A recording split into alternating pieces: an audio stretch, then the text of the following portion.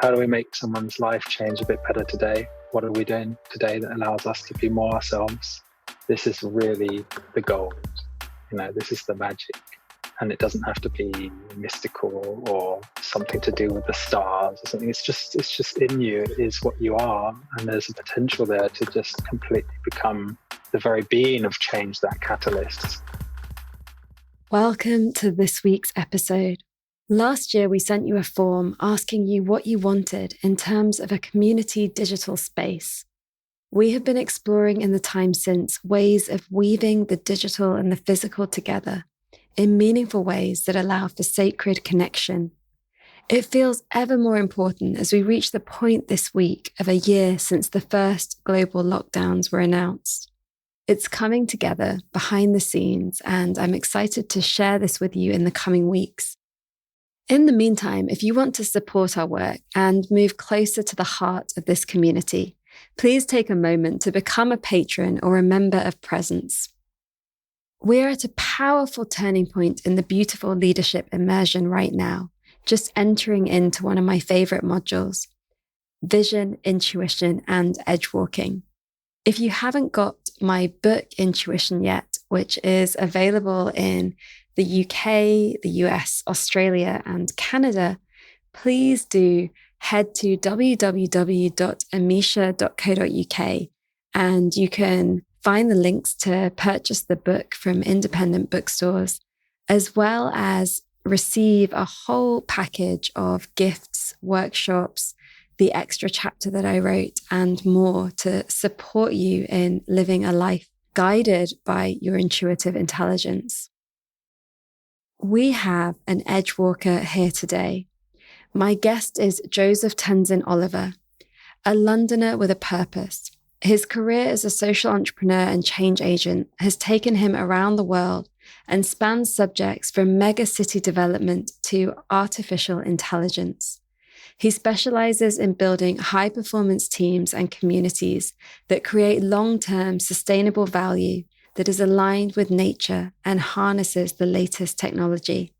Working behind the scenes to shift society, Joe is the guy that directors of the world's largest companies, investment funds, government departments, and nonprofits contact when they need to navigate the future. His work has impacted millions of people and directly caused hundreds of billions of pounds to be shifted into impact investments. The BBC called him an eco-trailblazer. The Mayor of London assigned him as a London leader, and the British Council named him a leading light. He has spoken for institutions such as TED, the World Economic Forum, and at leading universities such as Stanford, Peking University, and Central St. Martin's. His contemplative experience spans 3 decades of meditation and practice in the energetic arts. During that time, he lived and trained with monks and lineage holders of various traditions and applies these practices on a daily basis. He is currently a mentor at Cambridge University for emerging entrepreneurs, teaches medicine online every Monday for the Hello Beautiful Foundation, and studies Tai Chi each morning. We explore the themes of masculinity, grief, and serial entrepreneurship in this conversation called Catalyse for Wholehearted Change. We contemplate the question, how can we learn to live from the heart and rebalance the impacts of patriarchal systems? I hope that you enjoy this episode and that it gives you permission to live a life of purpose and to carve out a path for yourself in co-creation with the deeper layers of this world. Welcome to The Future is Beautiful, with me, your host, Amisha Gadiali. On this show, we explore the weave between politics, spirituality, creativity, and sustainability. It's time for us to move beyond silos and into an integrated way of being. Every one of us has ideas and personal experiences to share that can lead us to a brighter future. This is the revolution. Despite the challenges we face as a global community or the pressures that we meet in our daily lives, when we stop and dare to dream, to ask ourselves the big questions and to share what we are already doing, we create the future that we wish to wake up for. That future is beautiful. Joe, I am delighted to welcome you to The Future is Beautiful. Thank you for being here today. Thank you. The now is beautiful too. Well, of course, but that's implied, isn't it? This is now is for the future anyway. People listen to it in the future, so it's going to be beautiful. Exactly. Aren't we always jumping timelines or something? Yeah, it's definitely in this pandemic. I don't seem to forget what time is. Thank you for having me. It's an honor to be here, and it's lovely to witness you in your headphone glory and, existing with a smile. So this is fantastic. We had a really lovely conversation in preparation of all the things that we weren't going to talk about today. And they included Boris Johnson and the Chinese government. Yeah. So just getting that out there, that those are not themes that are going to be covered in any depth. But there was something that you said that has stayed with me this morning, which was about being designed for crisis or prepared for crisis. I feel like at this time that we're in, with where we're at with the pandemic and the climate situation and all kinds of other difficulties that our kind of general lifestyles hold, from the isolation to refugee crisis, we can just go on listing them. There can sometimes be a sense of like, oh, it's too much, and when will things get back to something else that's different, and a kind of longing for life to be easy. When you said that, I just remembered that phrase, because actually I feel like this is a time of understanding our resilience and recognizing that we're always more, that we can always be more, and that there's more of us that we can uncover. And I wondered what you'd like to share with us around managing in crisis and chaos and thriving even in it. Even better, yeah. Crisis is the occurrence of something unpredicted. And that's why it's such a shock. And this is also why it can put the body into shock. And this can have a sudden impact on someone's mind and state, and throw them off center, off balance. Even if you're expecting it, it's still a shock. What I mean by being designed for crisis is knowledge, that practice and experience that center is designed to move, and that there is not a fixed point. In fact, as a person, you're an ever-changing, evolving sequence of people, effectively, rather than too much identification with this idea or fixed existence or being. Predominantly from my own perspective, I think that one of this is to do with the fact that, I've lived quite intentionally around the acceptance of death and acceptance of my own death in particular. And part of this was because when I was quite young, around 15, I think, I was diagnosed. I was getting pains in my chest. I was diagnosed with a type of heart disease, and the doctors told me that firstly, I had a 50% chance of open heart surgery by the time I was 30. And that secondly, which is the most amusing part, is that I shouldn't go on roller coasters. I shouldn't do any extreme sports. I shouldn't take any drugs, and I shouldn't do any big partying and this kind of thing. So, by the time I'd walked out of that meeting, I thought, okay, well, firstly, I'm not going to follow any of their advice, because that sounds like a terrible life.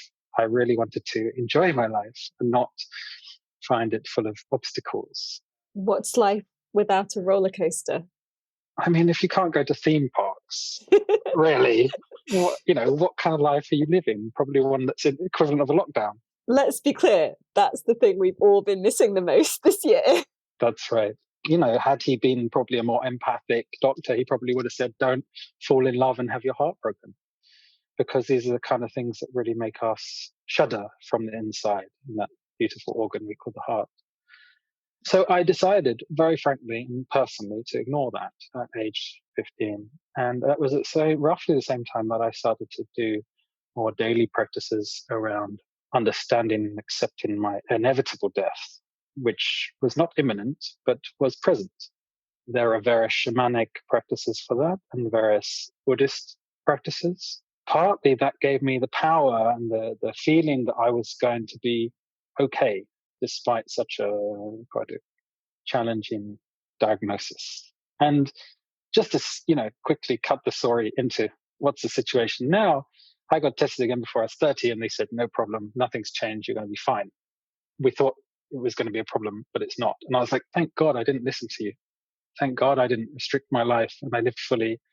And I think partly by living fully, I doing very strenuous sports and martial arts and stuff, it made me think those probably helped my heart. If I'd kind of lived a sheltered life, I wouldn't have been able to allow my heart to beat as hard and as passionately as it had done in my life. So I felt like it was almost like my saving grace was to not follow that logic. Now, that's a personal choice, and it's not something I'm recommending. Everyone should make their own choice. So one thing is living with death. When you live with death, you start to kind of accept that there is not only a crisis, but maybe the biggest crisis can happen at any point. For me, that is a case of resilience, but what it's also about is not having yourself limited by boundaries. And part of those boundaries can be healthy. And I'm not saying the boundary is not healthy, but it's also saying, like, what does it mean to expand yourself and your idea of self and your idea of what is your capacity? Because when you can push these boundaries and stuff, you start to realize, well, you can handle more. And inevitably, as you grow through life, more shit happens. You carry, in some ways, more baggage, or at least tougher things can happen, and they can happen at any point. But, they start to accumulate. And so it's almost like you have to grow into that. And that growth of the self, it's not only inevitable, but it's something, if we start to prepare for and embrace, it prepares us for these situations which are crises. Very frankly, it's a way of encompassing the world within yourself. That's how I see it. And particularly in the East, you have this idea of ego death and ego dissolution. And in the West, it's like, you can't really copy that. And there's a lot of reasons for that, but primarily it's because we were taught when we grew up to have an ego and it to be totally acceptable, and it's reinforced in this idea of individuality. So, a Westerner trying to just do ego dissolution, it's going to take them a long time, plus be very challenging. It's almost like pushing a brick up a big stone up a hill, it's a kind of Sisyphean experience. But if you instead flip the script and you say, well, what about making the ego as big as the world? Thus, I'm connected to everything. And thus, I now don't have my own individuality anymore. This is a good path, because now your ego is everything. Thus, you are not anymore yourself. So I think that the ability to expand those boundaries and to connect, unify, and become part of the entire world is the preparation for the crisis, because then you're accepting death, you're accepting the shadow, you're accepting all the bad things about all the people you love and the people you don't love, and still the bad things that they do too. And you can do that through compassion, you can do that through love, but primarily it's also done through allowing yourself not to be the complete arbiter of truth. And that means you're taking your guidance from things larger than you.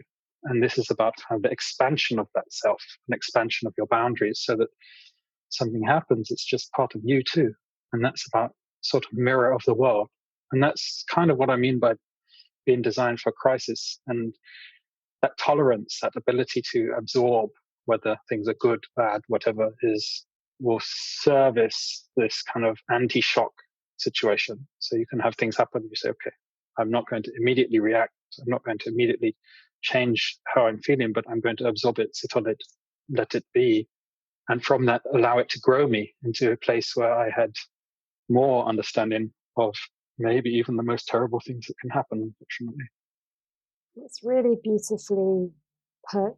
And I can relate a lot to facing death, like early on. For me, it was in a series of near-death experiences and an accident where my friend died in my late teens, early 20s, that just meant that I had to find a different perspective on life than those around me, and also had experienced, such closeness of death, that I realized that in itself wasn't scary, and then got really obsessed with kind of trying to understand what death really was, in all the different ways and the different traditions, until I could make sense of especially what had happened to my friend. I find that the process of understanding grief and death as a kind of constant life process, that there's always going to be things dying, parts of us dying, parts of our identity, relationships, people. And of course, in a pandemic, this sort of heightened experience of death being close on a collective level that we're experiencing right now. For you, within the process of grief and coming into a space where you really allow yourself to grieve so that you can continue to live, I wonder what you want to share about that. I mean, I know that we're sitting here having both experienced the death of our fathers in the not too distant past, and that many of our friends that are listening will be experiencing grief. Yeah, interesting thing. I nearly died when I was 5 from drowning, and I just wasn't at that place where I could relate to it and impose methods and practices which allowed me to process that. So by the age of 15, this became something that I was actively conscious of. And that's partly, these things can happen, but it's about deploying it in a conscious fashion and the regular one, which allows you to deal with it. So, which can be achieved without having such crises as well. In terms of grief, firstly, we've both been through the loss of our fathers, which is for anybody, especially if they're close to them, a huge rug being pulled from under you. And that rug being something that you grew up on and protected you for your whole life. And it inevitably will bring a lot of things to the surface and a lot of feelings, a lot of which are described as grief, but of course our own characters and our own character flaws as well, both the positive and the negative. It can be an opportunity to really shine, because in some ways the barrier has been taken away.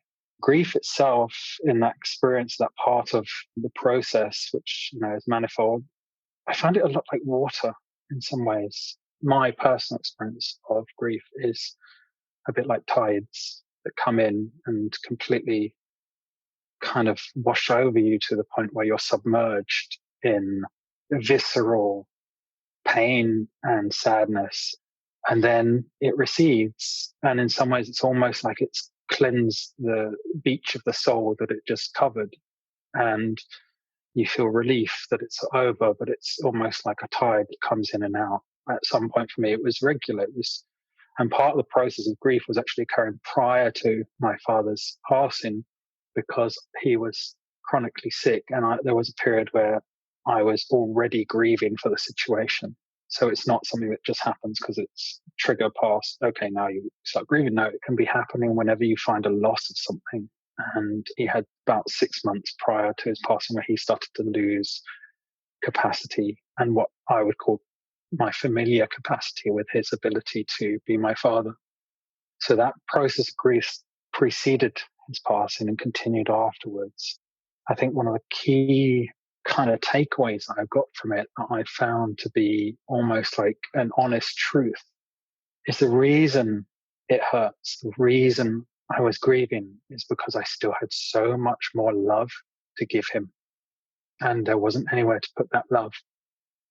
And when I started to understand that actually that feeling, that heartbreak, that feeling of complete guttedness and just loss, which is what grief can manifest as, is called in lots of other things. But I found that was because I still very much loved him. I still wanted to show that love, and there was nowhere for it to go. So I had to really say, okay, well, this is what's happening.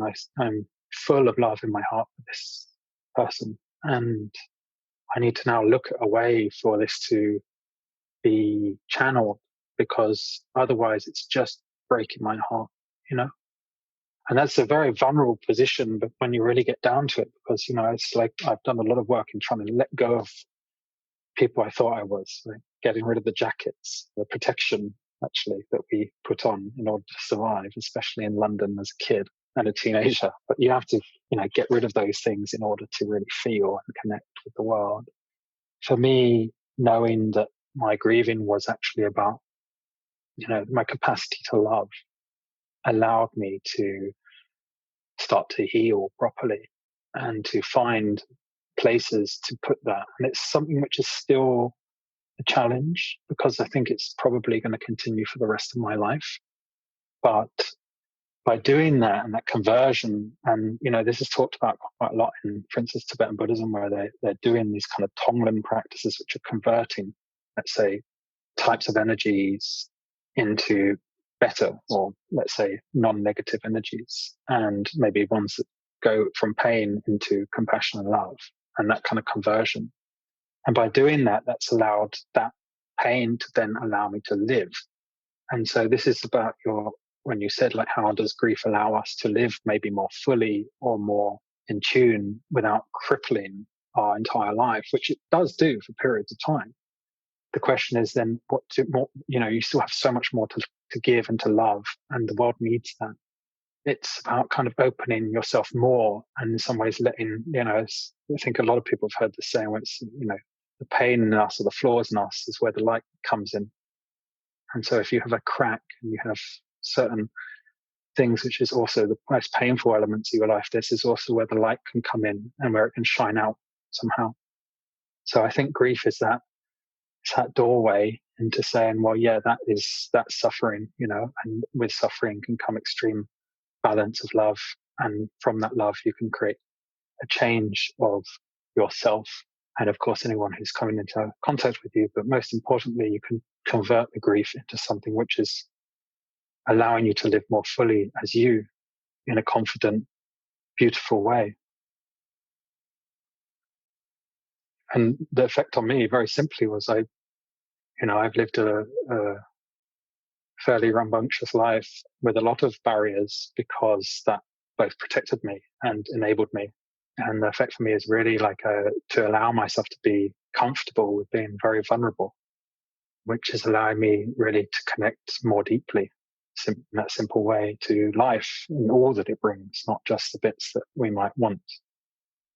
Yeah, I love that reminder that the root of the pain is how much love that we have, and that this is also, in other types of grieving and of relationships, moving away from a particular community, that it is that thing of like, but we feel all that love all at once and don't know what to do with it. And when we know that, then we can also, through a gentle process of actually allowing ourselves to feel that pain and that love, find where else we're being invited to share it. And it's very easy to find and identify, because it's basically, if you really talk about something that makes your heart shake and your voice shake, this is the area you need to stay on and be compassionate and loving to yourself to allow it to transform. It's a process. It's not something that's just, oh, great, did it yesterday. Today I'm living my fullest Instagram life. Here's all the memes that say how good it, live your full life and all that kind of crazy stuff. But the truth is I've led an incredibly full life already. Like, I don't regret a moment. I feel like, till me today, like I'm good, like stick a fork in me. Like I feel like I really did already chase my heart and my dreams. And I, in a lot of ways, achieved everything I could ever imagine when I was younger. And now perhaps I imagine a bigger life. So I have new dreams, but I feel very content and at peace with myself. And that's what's allowed me to not kind of, I would say, fixate on external realities and really allow the process of grieving and really allow the pain to change me fundamentally as a person, as opposed to saying, I don't know, I'm going to go distract myself by working really hard, which I have a history of doing, because we all do in some ways, finding something that, maybe this is the most important thing now. And it's like, probably not. You probably need to heal, and that's okay. Although there's worse places to put that energy than into projects that 100%. I was doing nice and polite at this circumstance. Yeah, there's a lot of bad shit you can do. You know, you could train up as I don't know, a banker or something. No, seriously, there is grief comes like from 20 different directions at once and comes in many forms. You know, I think my curiosity around psychology, which I've always had, partly because my mum's a psychotherapist. I grew up in a house full of psychology books, which I'd read without telling anyone. I'd just read whatever's nearest. And I had this hunger for what it is that's making us in our mind, what we think we are, and also all the different random crazy things that the mind can create. But that's really made me kind of analyze and think about what's below perhaps the feelings. And it just keeps coming back to how can I open it up more? And it's terrifying. Even right now, just saying that like literally sends like energy through my body. But how can you become more vulnerable? How do you become more loving? And it's like this whole, well, not the whole world, but a lot of the society that we are in, especially in any area that's, you know, chasing money and wealth and success in a way which is completely disingenuous in terms of what is a real strong value system or good for us. It just puts things into focus, you know. It's like, okay, I really don't have time for that nonsense. You know, how do we make someone's life change a bit better today? And what are we doing today that allows us to be more ourselves? And this is really the gold. You know, this is the magic. And it doesn't have to be mystical or something to do with the stars or something. It's just in you. It is what you are, and there's a potential there to just completely become the very being of change, that catalyst. And I think that, you know, for instance, my life has been a lot about how do I change things outside of myself. And that's not to say I wasn't working internally, but, you know, my literal practice, my work has been like, okay, I'm going to be a change maker. You know, I'm going to do impact stuff. I'm going to work on sustainability and whatever's cutting edge and all these things. And that's great because the world needs it. And I don't regret any of it. But there's also the very, very acute reality, which is that all of the maladaptions in this world and all of the situations that we're facing, challenges, has been created by our own internal selves. It's so true that you have to change yourself before you can change the world. And I know that because I have changed the world. But at the same time, you know, I think I'm in a better position really looking inside myself over all these years to do that. And the emphasis is no longer on what is the external. It's more like, okay, how do I feel each day? Is my sanity present? This lockdown is going to make us all thinking, at least double checking ourselves and saying, am I okay today? You know, like big question, you know, it's good. It's worth asking. And if you're not, you know, take a little bit of time out, find something that will nourish you and support you, because that's all there is. I resonate with so much of that journey. And, you know, you and I first met a decade or so ago in the corridors of change making and sustainability. I had a really colossal burnout and came to that place of, okay, like the Rumi quote, you know, about wanting to change the world, but then like the wisdom of wanting to change yourself. Where I'm at with it now is that we just need to do both of them at the same time. We can't kind of wait for a perfection of having become self-realized enough to step back into all of that mess and chaos. And that also, yeah, it's like we have to have that discipline of doing them both at the same time, so that we are developing that relationship with ourselves and we are understanding more of where we're coming from and what's driving us, where the wounds are that we can pour light into. And at the same time that we stay present into this now and into where there are opportunities and potential to not just make the world just a little bit better for someone, but if we've got the ability to do something that makes it a lot better for a lot more people, that we keep that all open. Yeah, I think that there is also, you know, confusion between service, duty, and allowing things to unravel naturally in the order of things. especially in England, we're taught to be such powerful individuals that, what we do is matters to an extent, maybe, but also really not.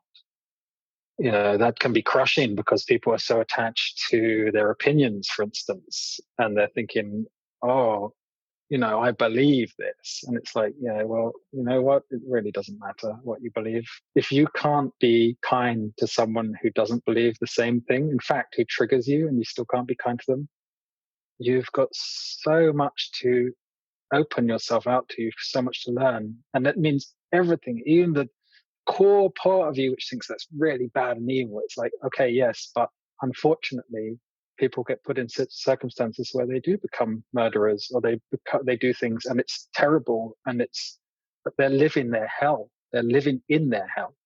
It's now for them. There is no point where they're not living in it. And this is the corruption of the soul. And when you realize this, it's like, oh, even the people who are nasty people in this way, you're thinking, I have compassion for you, and I wish you weren't living in your hell. I think things would have been different had you not been.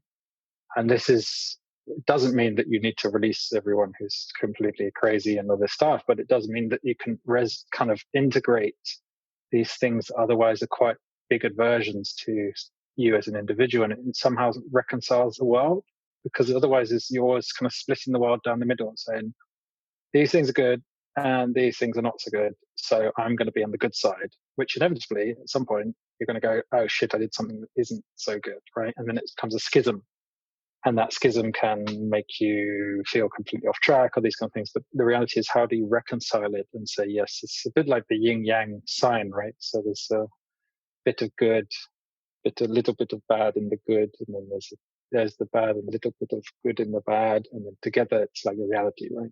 It reminds me of a poem. Like, can I read it? Of course. I mean, probably everyone knows about it, but it's called Mary Oliver, of no relation. It's funny I have to say that. And it's the poem called Wild Geese. And I actually, it's a time where I don't have such a clarity of memory, but I believe I read this out at my father's funeral, so I wanted to share it too. But yeah. And she reads it so much better than me, so do Google her. She's got an American accent as well, so it's completely different. You do not have to be good. You do not have to walk on your knees for 100 miles through the desert repenting. You only have to let the soft animal of your body love what it loves. Tell me about despair, yours, and I will tell you mine. Meanwhile, the world goes on. Meanwhile, the sun and the clear pebbles of rain are moving across the landscapes, over the prairies and the deep trees, the mountains and the rivers. Meanwhile, the wild geese, high in the clean blue air, are heading home again. Whoever you are, no matter how lonely, the world offers itself to your imagination, calls to you like the wild geese, harsh and exciting, over and over, announcing your place in the family of things.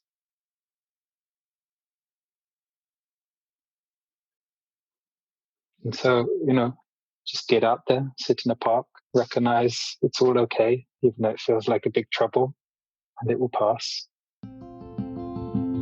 Hello. We're taking a short pause from the conversation.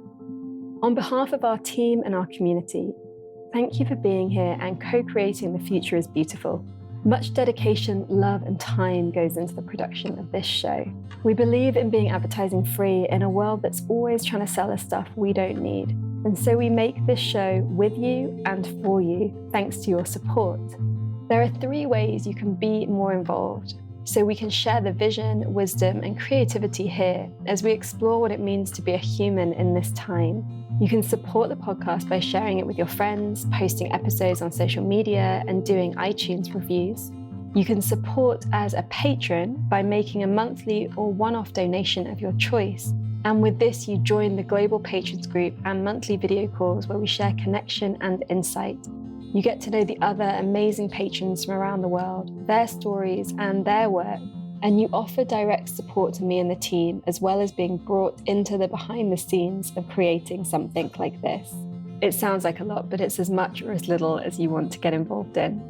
You can become a member of Presence, our membership collective of care and practice, where we explore how to embody the themes of the podcast with workshops, calls, special events, tree whispers, and powerful tools, practices, and rituals that you can bring into your life.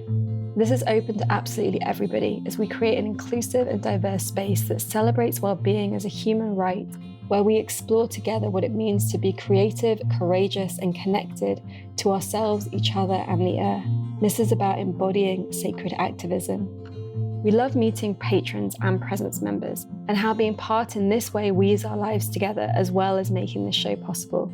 If anything from this conversation has moved or inspired you, please get more involved.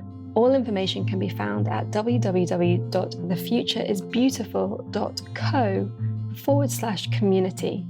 This show really can't go on without your patronage and Presence membership, so please do make it happen. And now, back to the conversation. I want to ask you about the work that you've done in the world, how you've had the freedom to create a career or a life that covers many different industries, that explores different themes, and what the thread was for you going through that. And so in the time that I've known you, I've witnessed you doing sustainability events and as a London leader, off in China, doing more sustainability work, now doing beautiful things with CBD oil and health. And I know that there's also many layers underneath that of things that I have no idea that you've done, and perhaps many people have no idea that you've done. How have you either chosen that path or allowed that path to unfold? And what do you want to share with us about some of the things that you've done and why? I think there is a lot of discourse between the heart and the head. The head is filled with things that have been taught to it. Get a job, be safe, you're worth X, right? This is something you're taught, and then you regurgitate somehow, like, I am good at this, I am supposed to be this, I'm an expert. Expert, even worse, it's more ingrained. Oh no. Yeah, but like I am, and then fill in the blank, like that's all head stuff. I recognized that the head and the identity that is created can be limiting. In fact, it's probably the main limit for most people. Whereas the heart is like this kind of it's like a puppy dog. It's like, it's there, it's loving, it wants to eat. It doesn't actually eat, but it's like puppies. It's very obvious in some ways, as long as you listen to it. My feeling initially when I started to kind of say, well, what do I want to do in life, was very much about how do I create more freedom for myself, because I didn't want to get locked into something. And frankly, I don't feel that I identify with a lot of things. I don't even feel like a white male, but that's what I am. So it's like a weird thing. It's almost like when the more you really let go of who you think you are, the more you get closer to the truth. And that really gets away with all of the external physical approaches. It gets rid of all the ideas that people say, oh, you're this thing or that thing. Also, how you tell yourself that. Actually, when I went into a darkness retreat, and after 5 days in darkness, there was a big question kind of posed, which was, who are you and what are you? And all I could come up with was, I'm here to help. That was it. And everything else was irrelevant. It was like, I don't even feel I'm human. I'm just here to I'm here to help. Like, what do you need? That was it. And part of that exploration of opening up what is freedom made me think, okay, well, I'm just going to give it a really good shot, whatever I'm doing. This is like, I don't know if you know of Thich Nhat Hanh or Zen Buddhism. So Zen Buddhism was invented by this guy called Bodhidharma, or originated from him. I wouldn't say invented. It sounds like a technology. It is its form. It originated with him. And Bodhidharma was an Indian monk who also invented or started Kung Fu. So I did a lot of martial arts, and partly that was really showing me physical boundaries are not really what we assume them to be. So I kind of started to understand I could transcend my physicality in some form and another, and that's a whole other world, and some of that is experiential only. But I applied it, and I thought, okay, well, for instance, I'm going to do whatever I'm doing in my work, and in terms of Zen business, it's like, okay, I'm just going to focus on the one thing that I'm doing at a time, and that's going to be all my heart and what I'm doing. I did it, and I did it to an extent which a lot of people would think was completely crazy. So there have been multiple times I had no money whatsoever. Probably for 8 years, I was living in a way which is completely no security net whatsoever. Nothing, like no regular income, no savings, no idea what was going to happen next. And each day I had to wake up and say, am I doing the thing that I believe in? Yes, continue doing it. And I think that an incredible amount of people would never do that. And I think that it's a practice that you have to basically really be resolute about, because it was insane. I ended up, for instance, when I flew to China to move to China, I think I had £10 in my bank account. I remember going to Heathrow and not having enough money to get back to the city. That was, I had clothes, I had a ticket, I knew someone was going to meet me on the other end, but I mean, that's crazy. I don't even think you're allowed to do that. I think you're meant to go into the country with some money. Otherwise you could end up living there, which I did for 6 years. This is almost like I was like, okay, I'm taking a one-way ticket, on everything. And it's like, I'm not looking back. I'm not going to give myself a safety net, and I'm not going to stop. And I did that. And I did that for a long time. And a great friend of mine says that his motto is jump and the net will appear. That is real. That's so real. But it can put you in very uncomfortable positions, and it can make it really test what your boundaries are. But I did that, and that was what gave me my freedom and ability to transcend boundaries and to move across worlds. I've had the luck and the fortune and the opportunity to work from people like royalty to incredibly rare individuals to your everyday person and everyone in between. It's been such a genuine kind of immersion in the world where I had no shelter from whatever was to come. And that was done through being, I guess, somehow courageous in the fact that I didn't have any other options. I didn't give myself other options. And, it's really funny. I'm not sure I'd even recommend it to anyone else. So it's almost like if someone said, oh, you've done this, shall I do it? I'd be like, no, probably not. I'm not sure I'd recommend it.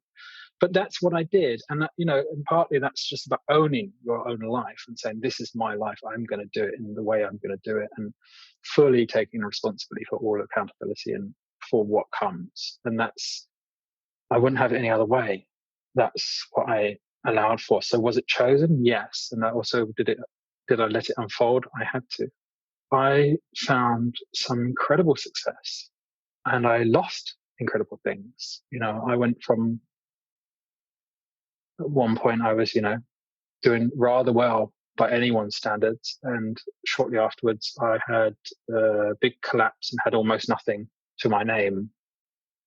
And we're talking, like complete up and down journey of an entrepreneur, from multi-millions to nothing in the space of a second. Those experiences, I just remember coming back to my meditation practice and recognizing actually how that really mattered. And I felt quite lifted and light because I didn't have all this burden of loads of staff and cash flow sheets and all this other stuff. That journey is something which is, it's one hell of it's a really big thing. And I think that I really, I do kind of relate to these Hollywood stories of like entrepreneurs. I go, well, yeah, that's literally how it works. Like when you put everything on the line, it's boom or bust. And sometimes it's bust, and you have to pick yourself up literally without anything and not knowing anything and just get going again. And that's massively challenging. But once you do that a few times, you suddenly realize, well, this moment is going to pass, and the future, shall I say it? Go on. The future will be beautiful again. Because now is beautiful. Yeah, now is beautiful. I had a lot of doubt as well. I lived for a period of time where I felt not only doubtful about myself, and it was an element of that thing where they talk about imposter stuff. So it's like almost like all the external success is so high that the internal self isn't ready. That, included again, situations, very much public situations, which I withdrew from because I didn't feel like this was real. And what I realized was it wasn't to do with an industry or a sector. I had a degree of success as an artist, and I decided this art world is not good for me anymore. So I pulled away from it, even though I was exhibited at, like, amongst Tracy Emin and Mark Quinn and about, some very, very high profile artists. And had work sold, and I suddenly went, this isn't for me. I'm quitting. And I have now made artwork personally, but haven't shown many people. I haven't exhibited for 15 years. I then did events, and it's like, okay, well, no one taught me how to do events. I just said, I'm going to do events. And I end up, I think the attendance was 1.6 million people across my events. So it's a lot of people, and it's a lot of impact. Then, I end up sitting on a board of individuals who were helping shape the entire policy for events and sustainability globally, and that work was used for the Olympics, and it was work used for the American ASTM standards. It was used for the largest hotel chains in the world. And that was the start. And then I was like, okay, well, now it's not me anymore. So I let it go. I ended up doing stuff in startups and technology and, working on multi-billion pound companies and helping them turn around their operations, and that being success, as in it worked. And the whole time I was like, well, I studied art. I was an artist, and I learned about dreaming. That's what I studied. I studied lucid dreaming for my artwork and how people transmit creativity through their unconscious into their conscious through dreaming and imagination and visualization. So there was a point where, for instance, when I came back from China, and I was just like, you know what? I need to test this. I need to work out if I should have this doubt anymore. Because there was always something coming, do I know this? Is this me just convincing someone? Because I like to be persuasive. So I went back to study, and I studied again, and I studied at what's probably 3 of the world's top educational institutions. And I realized that actually it was okay. And that a lot of people in very high positions don't know what they're doing either, and they're just winging it. And I had worked so hard, and I'd taken so much accountability for my efforts that I actually knew what I was doing. And that was amazing, because it was like, okay, so when you don't take accountability, you probably don't listen as hard and you don't work as hard. Whereas when you do, you're like, everything I do is going to make an impact. So I better know what I'm doing. So I'd worked hard enough, and I'd done it properly. And what I realized is these big, famous institutions, they lacked information and stuff that I'd studied and made part of my practice. Things like, what does it mean to have a heart involved in the discussion? What does it mean when you have compassion for the users? What does it mean when you look at value systems within a technology? Let's say, shouldn't be fringe stuff, but it becomes fringe stuff when you're just talking about work and industry. And I was so grateful for having the chance to reflect like that and to do that. And I did a postgraduates. I found them fantastic, met beautiful people. And I also was lucky enough to go to Bhutan to go and study gross national happiness. I was in the first cohort of business. They called us business leaders, but whatever, business people who turned up to learn from the government and the systems there. So we went, we met princess, and we met like the head monk, and then we met like the biggest business people and all this stuff. But the whole point, we had these 70 indicators, which were how you measure value. And this whole world that we're living in, it's created Zoom and, probably the headphones on working and the clothes. It's all based around this completely other model, which is, how do you extract value from resource effectively? And that's like a value system which needs to be flipped on its head. So the journey into integrative work, heart, mind, that's where I was like, okay, this is the goal. And that's where I've come to from this journey, and found that it applies across many sectors and many industries, and it does allow for change. It's really powerful. And actually the most powerful part of it was that as you were sharing your journey, the signal was less good than when we were talking earlier, which was almost as if to say the detail doesn't matter. It's what you've learned, the way of approaching life that is important. I think I've come to the point where my journey as an entrepreneur is like, I don't, whatever. I don't really care about it anymore. What I care about is how to help people go through their own journey, and how that the next thing I can do can really make an impact. That's what I'm really interested in. maybe partly sharing my journey, but also there's a lot of things that are not precious that don't need to be shared.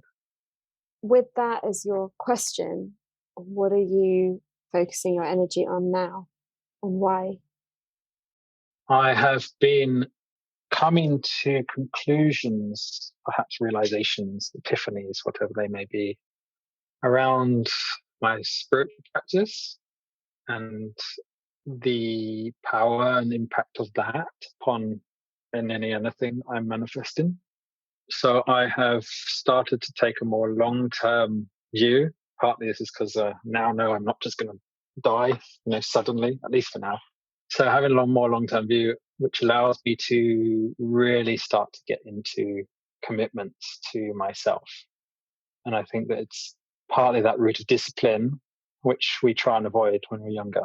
Or at least I did substantially try and avoid. Despite working very hard, I would just try and work on lots of things at different times. Although saying that, I do remember being at your house on a Sunday night, not to see the person you were living with, and you were sitting doing a list of what you were going to do the next day. Yeah. And I remember you saying, I do this every night. Yeah, I don't do it every night anymore, but I do usually have a list that I'm doing each day. It's the only anchor, predictable anchor that I had for a long time.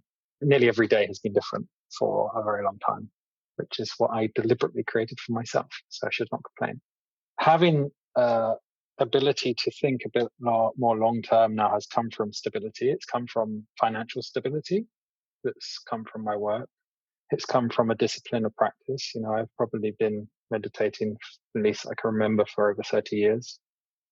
It's come from weathering a fair amount of storms, so to speak.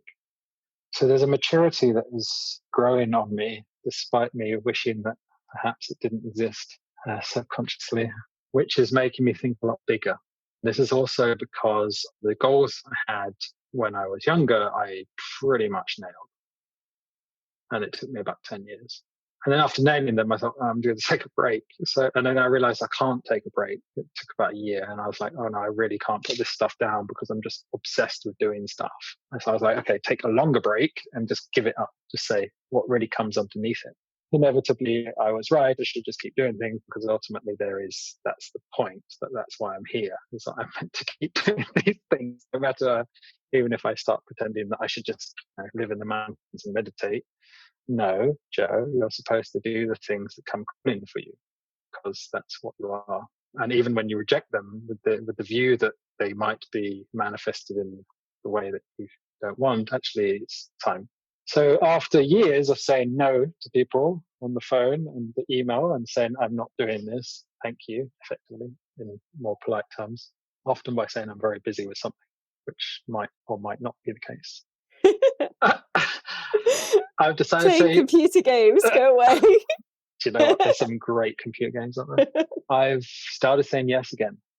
What's crazy about that is a number of people came into my life around about the same time were just like, Joe, why are you not doing this? Which is, wants to know this stuff. And I'm like, okay, point taken. I'll think about it. I think this is a turning point in my life where it's like, okay, time to do something big again. This time with a very strong foundation. And that maturity, which isn't just laissez-faire. I think I relied a lot on some idea that, whatever I touch, I can do. Some sort of idea of, I think it's the freedom of youth.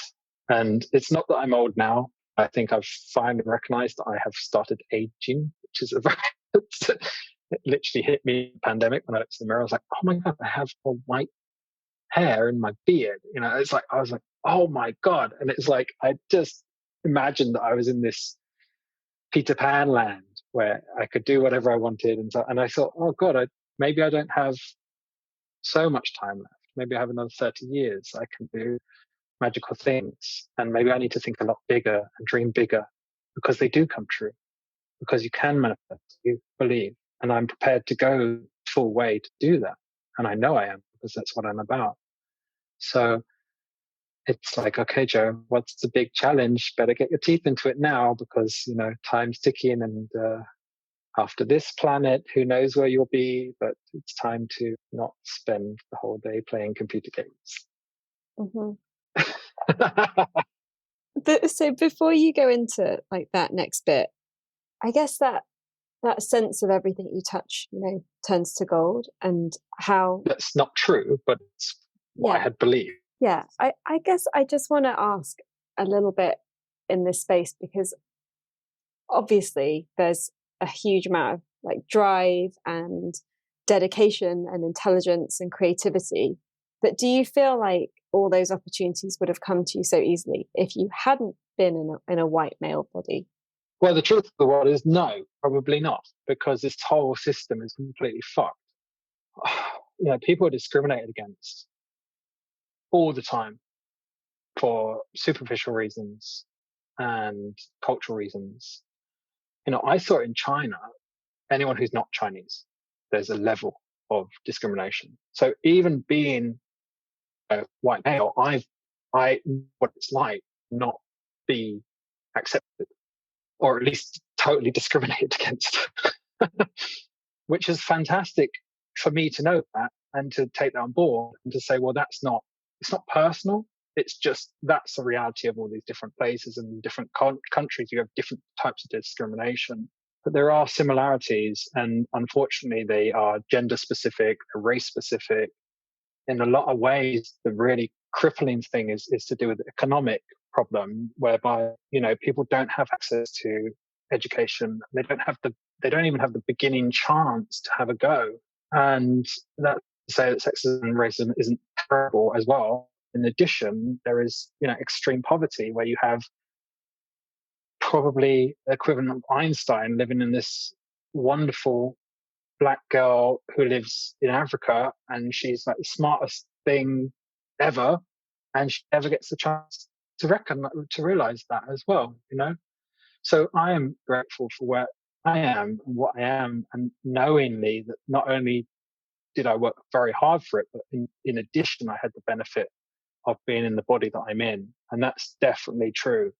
And I've noticed that partly because I've always worked with a lot of women, for instance, and it so pisses me off that, like, when, for instance, clients would like double question one of my colleagues who's super intelligent, better at whatever they're doing than me, but I'd have to come talk to the client and get them to accept it, and it's just like, whilst recognizing this discrimination taking place, I also think it's abhorrent.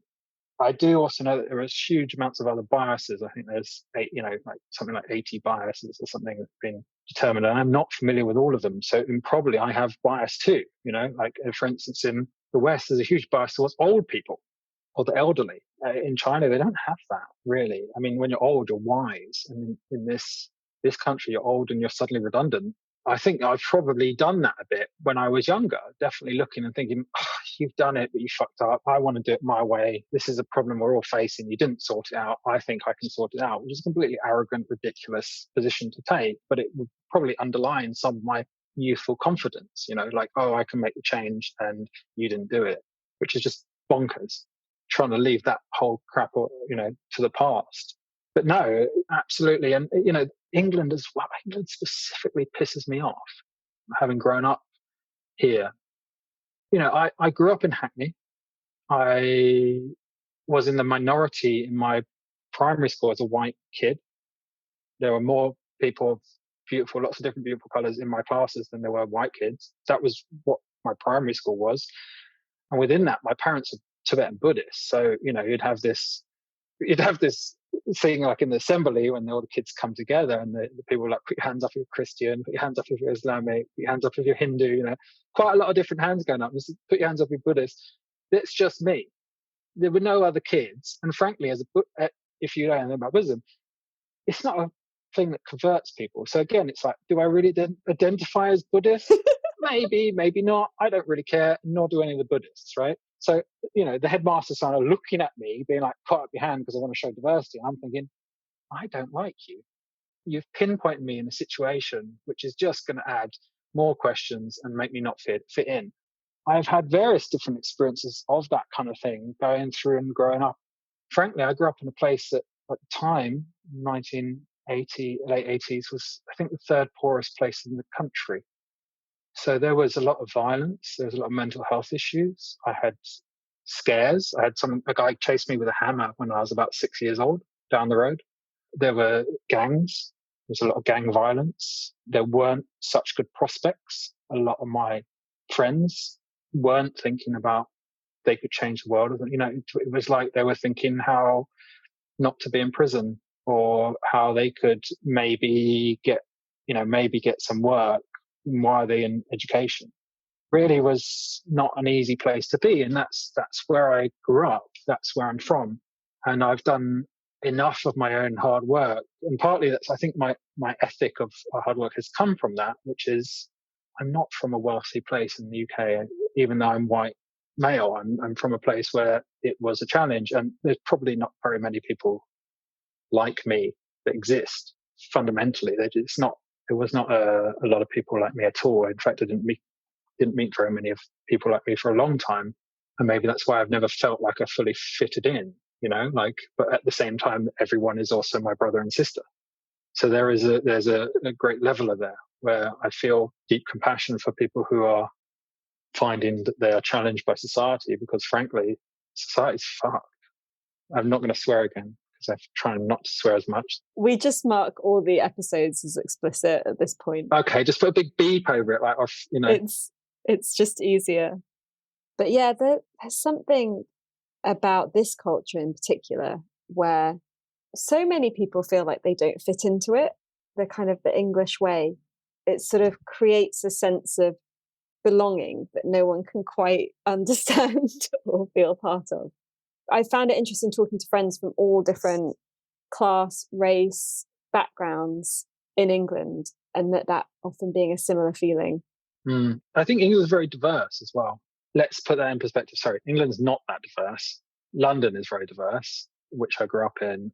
There is that's a beautiful thing. It's beautiful. And there isn't really many places like that in the world, and I've traveled around this world and I've seen places that are supposed to be diverse and they're not.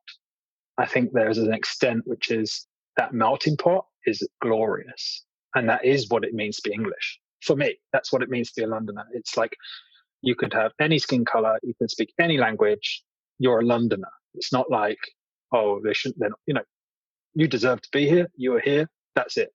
End of story. I think it's very different in the countryside. I think it's very different in certain parts of England. But then you have places like Bradford, which, there's tons of really good Indian curry houses there. Okay, let's go back to... Oh, I love it. I want to go there and get some food. But a lot of the English culture, which is promoted, is bullshit. It's rested on what is effectively a totally terrible colonial history of, again, taking any sort of material, personal or land material, and using it to use like a using culture. It's mine, I own it, and it's not really yours. You just stole it. And that's what a lot of the English culture that's perpetuated and promoted is. That's all it is. All of those traditional kind of formal rituals are pretty much based on a time which is not relevant to what we know as kind of ethical.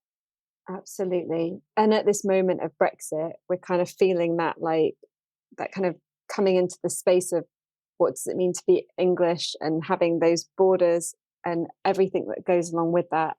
It's just bringing up actually a lot of that about the kind of the heritage of England and all of this stuff about the royal family, and just the notion that the royal family might not be a racist family is kind of hilarious when you look at global history. And so it's interesting that that's even being discussed at this time. I think that the thing that people are missing is the fact is that royal institution is racist, right? The institution of that and the monarchy, that's racist. Idea that those people are more elite, they have more access, more privilege, there's something completely fucked up about that. Now, that's not a judgment on individuals, and frankly, I don't know them, but the whole institution is wrong, right? Like, why are we not talking about the system, which is the thing that breeds racism anyway? It's a system. It's irrelevant to talk about one person who could be completely racist. It's like, yeah, but that's one person. What bred them? What created that thing? That's the thing we need to change, Absolutely. And when I say family, I'm referring to the institution. I'm not thinking of individuals, but what has created that family exists in that way, and that family is known across the whole world. in a certain way and what that means. This is how I see it. England hasn't admitted it made mistakes. And if you can't admit it, you can't heal it. It's like England's an alcoholic that's going, we don't drink anymore, and then just sneakily like having a bit of whiskey. And it's like, no, the entire history that you've based England's supremacy and quality and England being great on, it's a racist, destructive, horrific past.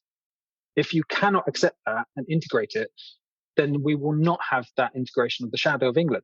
In fact, it will continue to be a schism. And that's the problem. It's like, why on earth not remove all those statues that were slave owners? Like, yeah, there's history. And then there's just like no one cares about those people anymore. Just get rid of them.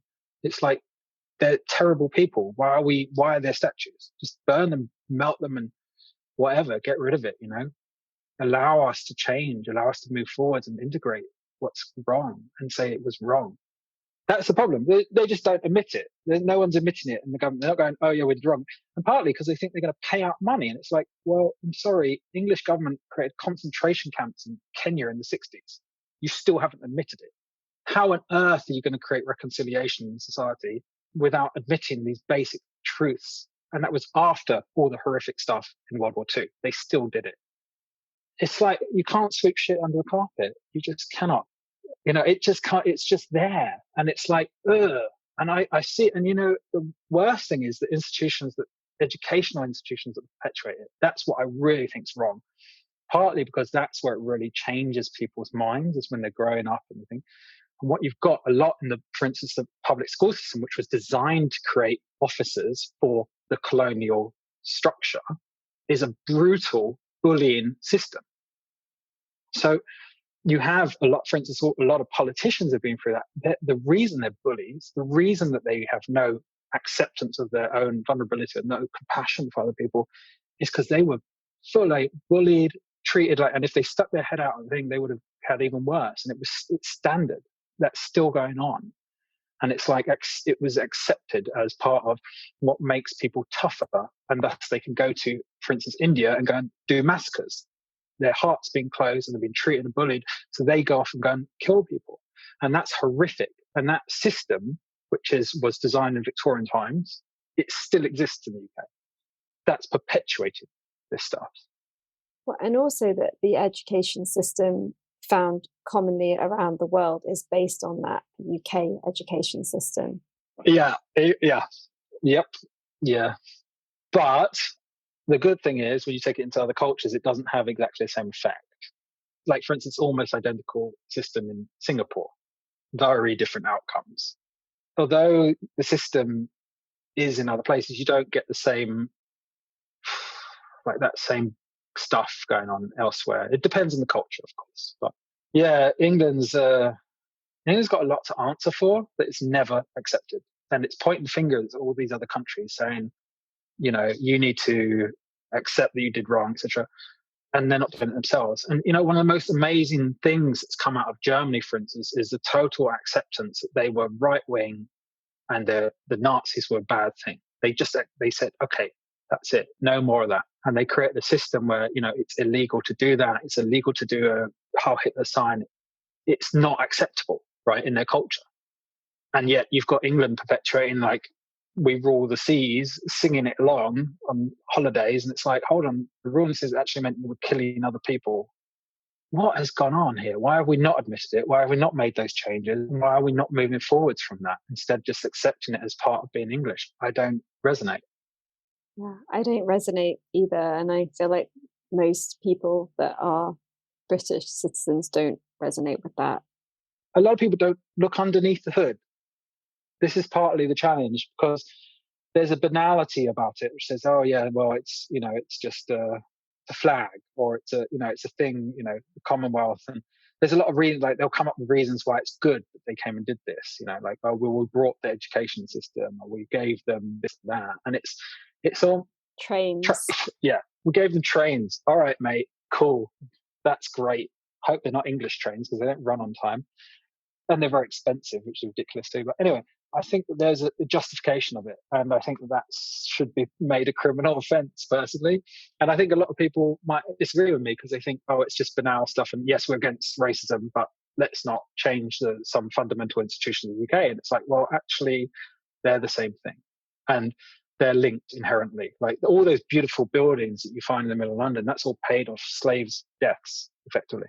That's money that came in from plantations and exploitation. That's the disenfranchisement of India, which was, the wealthiest country in the world, and then became basically completely extorted and extracted from English interests under the threat of the gun, just like they did to China, and they supplied China with opium to get them addicted to something that they could sell to them. It's just terrible, terrible stuff. It's the kind of thing that, that is genocide, that is deliberate mass murder, and it's not accepted officially in the narrative. And stories are the things that make up our lives.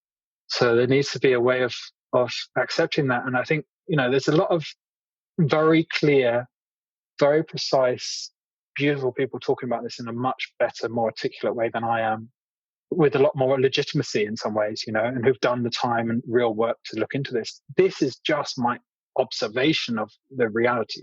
This isn't what I've dedicated my life to. But it's so bloody obvious, and it's so sad. And it's like, it's like watching an elderly person, your family, deny they have a drinking problem, and yet they're still drinking, going to the doctor and being sick. And it's just like, everyone knows you're drinking. Everyone knows you're wrong. So I want to bring us back to this moment that you're in your life and what you are dedicating this time to. Lovely. Yeah, heavy subject, right? We're going into a complete change of a country. It is heavy, and it's like I feel the need to shake it through my body a little bit, because this has been my first entire year in England, I think, in my entire life, because we always went to India and the States when I was a kid to see family, and it's quite an experience to be on this island, but without feeling part of the world in the way that I'm used to. Yeah, I haven't traveled last year, and I've been traveling all over the place for a long time. It feels very challenging, very challenging. The space I'm in, yeah. What would you like to know? Well, you were telling us that there was a sort of moment where various people were showing up and saying, well, why are you not doing this? I've been on holiday, kind of, which is, I started to just do what I wanted to do at my own pace, which has been a real blessing. And you know what? It allowed me, for instance, to quit everything and go and look after my dad when he was sick. That's an amazing blessing to be able to do that. It's a blessing to have enough financial support that I can choose and not have to take what is given. I'm in an incredibly blessed place, and I've had to do a lot of self-discovery and healing, and partly that's because some parts of my life have been quite traumatic, and in a lot of ways I brought those situations on myself. I've gone through a period of reconciliation. Also, I think a lot of trying to just really drop the attitude, drop a bit of me that can react, which probably goes back as far as my childhood, in a place which was quite threatening, and I had to be quite tough. And I realized I don't need to be tough anymore. And by doing that, I can actually be more powerful in a way to bring people together. Because I think there was a challenge for some people to relate to me sometimes, which is understandable. I mean, it's not like you don't need to be Marmite, but you also don't need to be something for everyone. And I think also one of the main things I did in the past few years is to take myself out of the picture. So whatever I'm doing, but not so much me in the forefront of it. Whereas before I was leading from the front.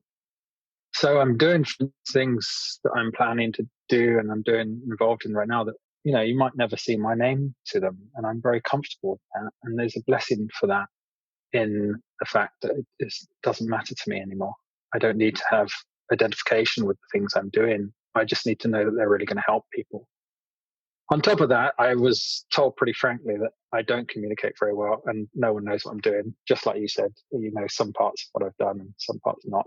And I think that there might be some real help to share what I've learned and what I've gone through with people generally. And so I might write a book. I was thinking about that. And I started saying yes to things. As again, now that means there'll be emails and people will come because I've dreamt it. Whenever I start to imagine and dream things, the reality starts showing up in my world, and it's clear as day. Just similarly, whenever I'm thinking things that aren't necessarily positive thoughts, I will break something.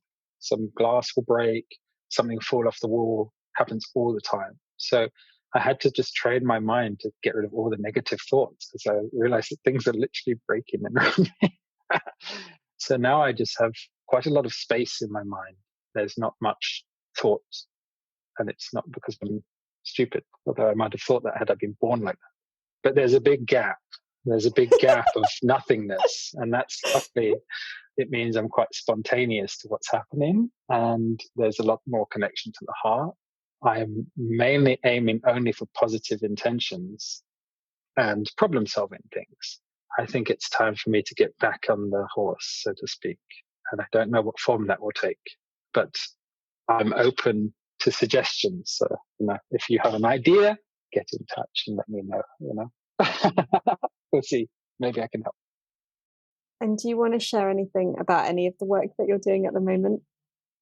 I have to be aware that a lot of the work I've always done is quite confidential, whether it's new technologies or it's, for instance, helping someone change really big problems in their company that they don't really want people to know about. So I have ability to be quite confidential. I'm about to have a very amazing set of people join me at the CBD company that I've been supporting, and they are just incredible individuals. And so you can find out more, but it hasn't been released yet. But maybe you can put a link or something. That's really about helping people, because we give a lot of products to doctors and nurses, and even there's ex-policemen and veterans from the army who benefit a lot. And, that work I was doing actually to help my dad. And in some ways, his passing allowed me to be a lot more objective about it and let it go from my grip into a space which is allowing it to grow itself. So my hope there is that will continue without my direct oversight moving forwards, allowing me to be free to help do more and different things. I'm currently mentoring at Cambridge University for some graduates because I enjoy it. They are coming up with business ideas, and then I'm helping them kind of talk it through, I would guess. And that's lovely. I've been a supporter of various different projects, but some of them, I have this thing where I don't really want to talk about charity work that I do, because I find it's a bit kind of like blowing your own horn. And I think that if you're going to do something for other people, you don't need to talk about it, you just do it. So there's a lot of things I've been up to, which, I think I just won't talk about. But it's nice to do them, and it makes me happy to support people in that way, which is nothing to do with my own benefit. And that's partly like allowing me to have a glint in my eye and to turn up feeling a little bit magical, probably. So I do get the benefit from it. I don't need to talk to people about that. There are always wonderful people that can do with support. And I think that's probably what's going to happen mainly, is that I need to just help more people. Ultimately, that's what I'm here for. That's what I really came down to. So we'll see. There are several investments that I made that maybe turn out that, suddenly I make a fortune, which I'm incredibly lucky to have been in the right place, the right time to do. And if that happens, then fuck it, I'm going to be a philanthropist or something, I don't need the money myself. So I'm going to find ways to channel it into things that really change the world and support people to do that. So I think that this kind of idea of the next 20 years for me is just getting more and more freedom in a way which is just positive and gives me hope and love. And the challenge is just to open more and to be more receptive and to be less guarded, because that's kind of how I learned to be a little bit, and also to be more vulnerable. This is how I see it. To live more from the heart and just keep going, keep turning up. It's important to just turn up. It is important, for sure. And as you're speaking, I'm wondering how what you're sharing relates to maybe a path that our men folk that are listening go through. Because I feel like almost the opposite experience to you. Like I need to learn to be less vulnerable and less in my heart sometimes. It just in order to kind of actually, not when I'm sat with somebody or when I'm in those private moments of my life, but I think sometimes in order to make things move in this world, it would help me to be able to pull actually some of that back in. I'm curious, the pressure on men, and in this time of like the awakening feminine and the death of the patriarchy and all of this kind of thing. Yeah. So, I mean, the saying comes to mind when you just said it was like, trust everyone, but still lock your door.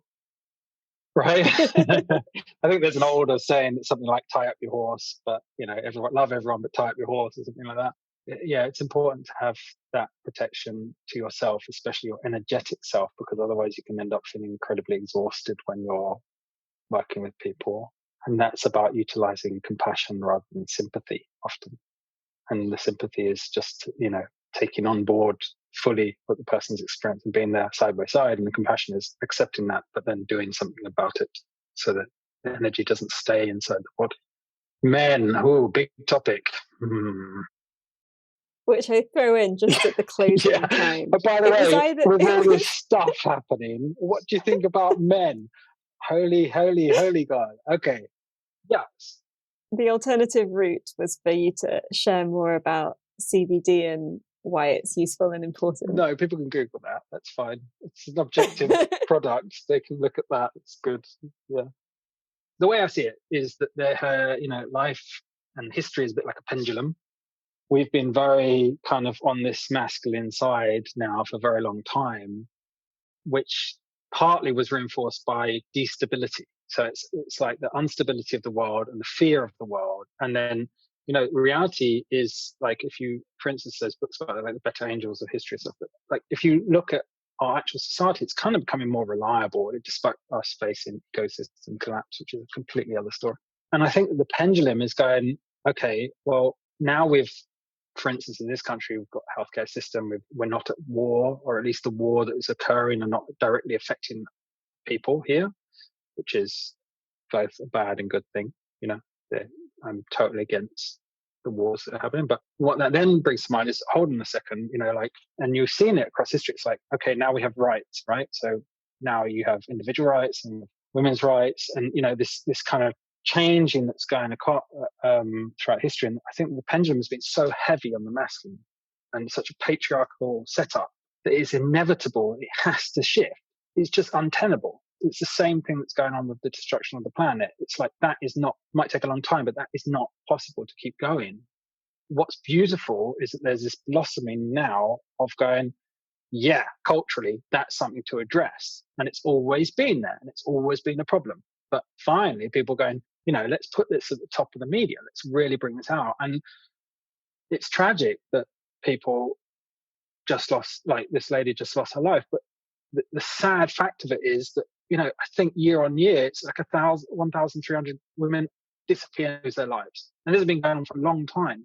It's not an individual. This is a problem, systemic problem. And it's gross. Like the amount of attitudes that I've been seeing in male communities about women is sick. It's like, it's again another sickness, and it's another type of us versus them situation, which is similar to how people degrade other human beings because they then find it somehow makes them feel better, or makes them feel more important, which is the outcome of that is completely disgusting. Right now, men are saying, well, what does it mean to be a man, right? And this is really, really important because there hasn't been much of that questioning going on. There has been on the fringes, but as a society, they say, well, hold on, if we're not allowed to do that, what does it mean to be masculine, right? And it's like, firstly, there's this idea of toxic masculinity, which does exist. On top of that, there's also just men being assholes, or just anyone being an arsehole. And that behavior is just being an arsehole. It's not toxic masculinity. It's just they shouldn't be doing that. And there's a difference between the two. There are things that you shouldn't do. Then this is a masculine energy which has gone wrong. The masculine energy in particular that's gone wrong. I'm not going to talk about the people being assholes because that's just standard stuff. We should all be able to discern that with a bit of common knowledge, a bit of common sense. Just be like, shouldn't do that. When it comes down to the masculine energy being skewed, this is basically what's happened. Is a lot of the reasons that we are experiencing this is that women have their own thing. I'm not going to try and speak for women. They can do it themselves. Men have this issue whereby modern society has disenfranchised the use of huge amounts of that energy. So the idea that men can be violent and can go to war, it's true. And that energy is there regardless of whether that man goes to war or not. But there is not really an outlet for it, except for instance, like idea of sports. And again, it's not really that edgy, the sports, you know? So that energy exists. That's the survival energy, which existed because men were there to fight, and they fight other men and they fight animals or whatever, you know, that's how we survive. Then there's this whole thing about this dynamic between male and female, right? Which is quite well understood, especially in the East. Again, it's the yin yang idea. It's that people have their role and it's a balance, and there's no one better or worse than the other. And what's occurred is that there's culturally, we've somehow prioritized male ideas or male roles, which is bonkers, because again, it's the same thing with the way that the value system, especially in the West, is set up whereby extractive, which is again male energy, this idea of capitalism, the way that we're just taking things and using them, that's a male energy. It's not nurturing and growth. The idea we're destroying the planet, that's male. That's a male destruction, male destructive energy. So it's all feeding in some ways. This is how I see it. It's like this perpetuation of the male, wrong male, the way that men, and it's bled into society, and it's accepted and become the norm for how we do business and how we build products. And it's just awful. That's all based, it's skewed male energy. It's not right. It's not the way to do it. The most important thing is, if you really, really want to kind of look at anger and look at this kind of defensive thing that men, this violence that men carry inevitably, underneath it is a deep fear. And it's the same as people starting wars. They're afraid that if they don't start the war, they'll be taken over, or it's fear. It's fear-based. That other person, that other situation is going to affect me negatively. Thus, I'm going to be more aggressive, or so forth. This is in the male-female context. It's because men fear women. They've started to fear women. And it's because they're not taught how to become in touch with their emotions. It's all like a game. It's like they're taught this game of dance of what it means to be a man. It's like, you've got it all wrong. What it means to be a man is to be able to live with your heart so openly and so strongly. You can accept things like crisis without reacting. You can hold that energy. This idea that irrational women, it's like, it's completely balmy. It's just women need to express themselves in whatever way they want to do it, and that's fine. But then you've got this kind of identification that men put onto women, say, oh, she's crazy. I've heard that so many times. And it's like, no, you were being an arsehole and you're not able to accept that energy into you. You can't hold it because you were never taught that. There hasn't been that training, that teaching. Men need to be purposefully taught and educated about what it means to be strong. And it's not an outward aggressive force. It's about being in touch with your heart. And in some ways, it's about being vulnerable and being loving. Men need to be purposefully taught and educated about what it means to be strong. And it's not an outward aggressive force. It's about being in touch with your heart. And in some ways, it's about being vulnerable and being loving. I listened to your podcast, which you said, when you started this podcast, The Future of Beautiful, people were kind of saying, oh, beautiful. It's like, what's beautiful? Making a mockery of your wish. That is it. That's it.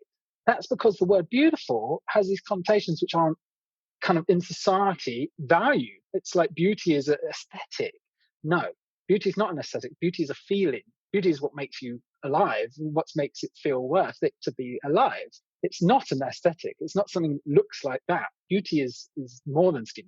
And it's the same thing. It's like what's valued in society and what's been allowed to be valued has actually been toxic masculine traits, whether it's extracting oil from the ground or terrible harassment that's occurring, which seems to be the norm. You know, like it's terrible. This is a sickness.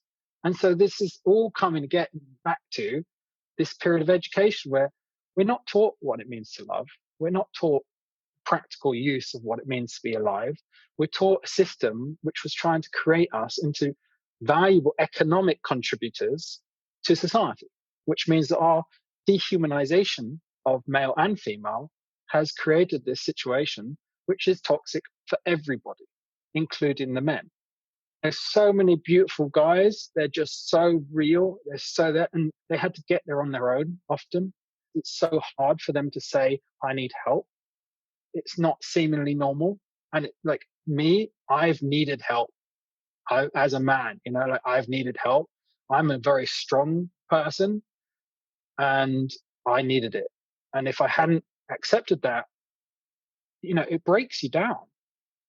And unfortunately, that's the situation that society has kind of accepted as the norm. Men, it's a strong silent time. Like, oh, please, what is he, a stone?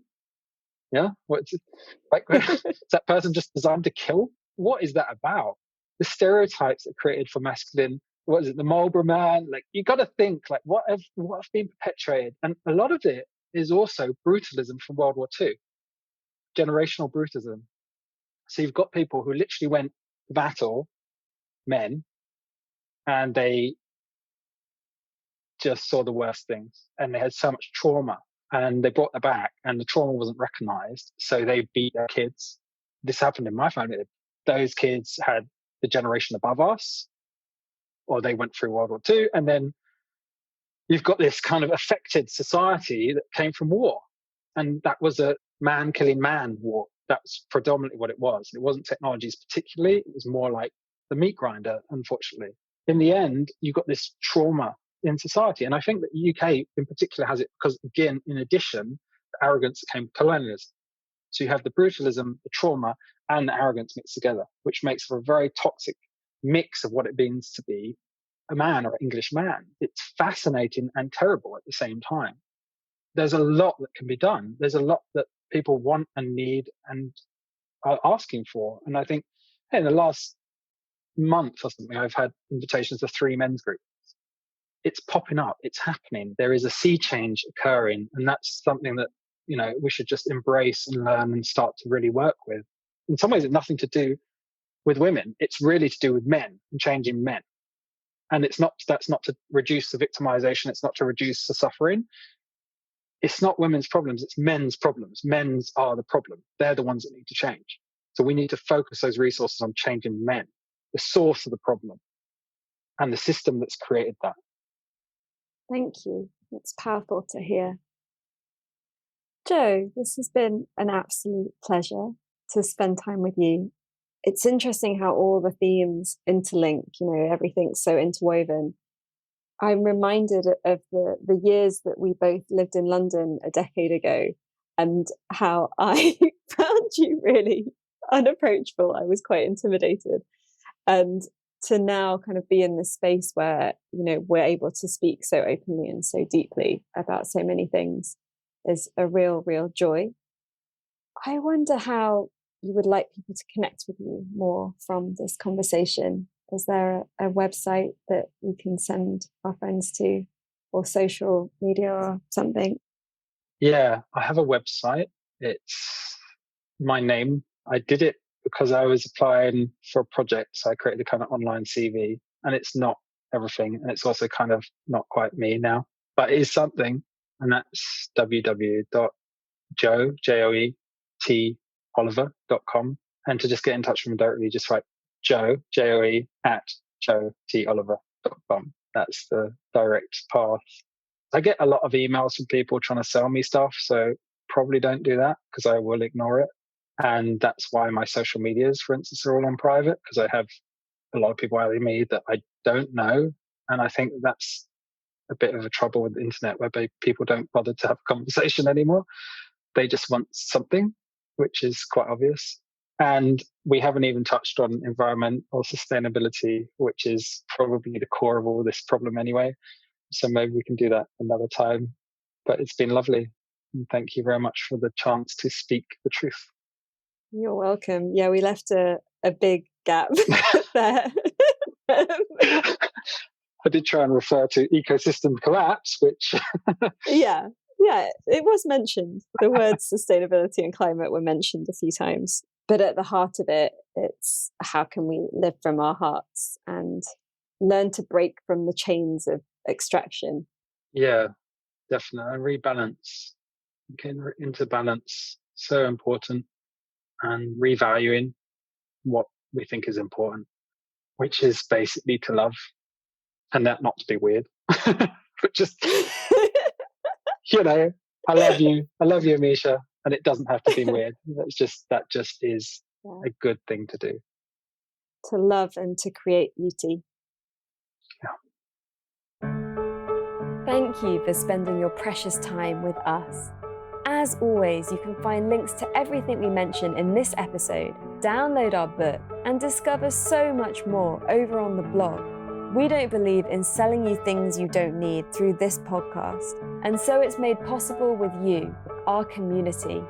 If you loved this and would like to fund our show with a monthly donation or join our online group to connect with other listeners, please visit www.thefutureisbeautiful.co and click on Community and Support. Please also share with friends, hit subscribe, and leave us a review so we can grow. Those gold stars really help others find us, so these ideas can spread. Here is to us, creating a beautiful future together. The Future is Beautiful is made by an all-female team working voluntarily or on reduced rates until our listeners' support grows. If you have been moved by anything you heard here, please donate the equivalent of buying us a drink. All donations make a huge difference to us and will allow us to keep doing this and remain advertising free. Until next time, I leave you with this question. How will you create beauty in the world?